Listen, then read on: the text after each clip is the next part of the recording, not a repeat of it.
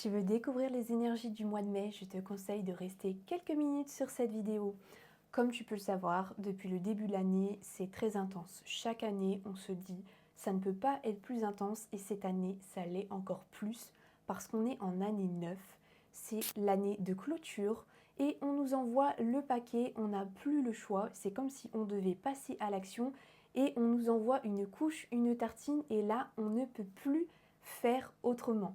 Donc ce qui en ressort aussi par rapport à ce mois de mai, c'est que ça peut t'apporter de la frustration à l'heure actuelle parce que physiquement ça nous impacte émotionnellement aussi.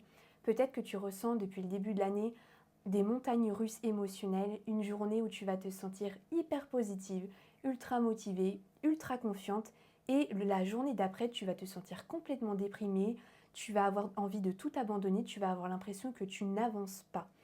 Et le corps, il a besoin de repos en ce moment. Ça lui demande beaucoup de libération, que ce soit émotionnel, physique. Tu peux aussi avoir des ressentis, des maux physiques. Et ce qu'on te demande, c'est d'arrêter de te juger. Parce que forcément, tu vas avoir l'impression de ne pas avancer. Tu vas avoir l'impression d'être fatigué en continu, de manquer d'énergie.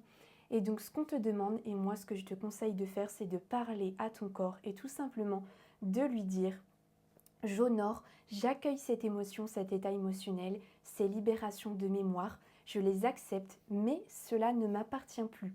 Tu vas l'aider tout simplement en faisant ça, en enlevant ta résistance et plutôt à lui apporter de la douceur, de l'amour, de l'acceptation et de la bienveillance. Et ça va t'aider dans ta libération parce que cette libération, elle est très intense et le corps, il a quand même besoin de repos.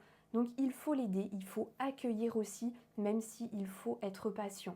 Mais ce qu'on nous indique aussi, c'est quand même que la libération, elle est en cours et qu'elle avance et qu'on est plutôt dans la phase de continuité, voire la phase de fin de libération. Et on nous demande de passer à l'action et de s'engager. Je pense que ça va te parler, tu as déjà dû avoir des signes, des synchronicités, des messages, peut-être par rapport au domaine professionnel, au domaine sentimental, de voir que les choses ne te conviennent plus du tout, que tu as peut-être envie de changer de travail, que tu as envie d'arrêter une relation ou autre, ou par rapport à des projets que tu veux lancer. Et là, vraiment, on est en train de te montrer les choses. Et du coup, ce qu'on te demande, c'est de vraiment avoir de la conscience. De faire en tout cas la distinction entre ton cœur et ton mental. Parce que lui, ton mental, il va t'apporter des peurs, ton ego va te parler, il va t'apporter un manque de confiance, des doutes.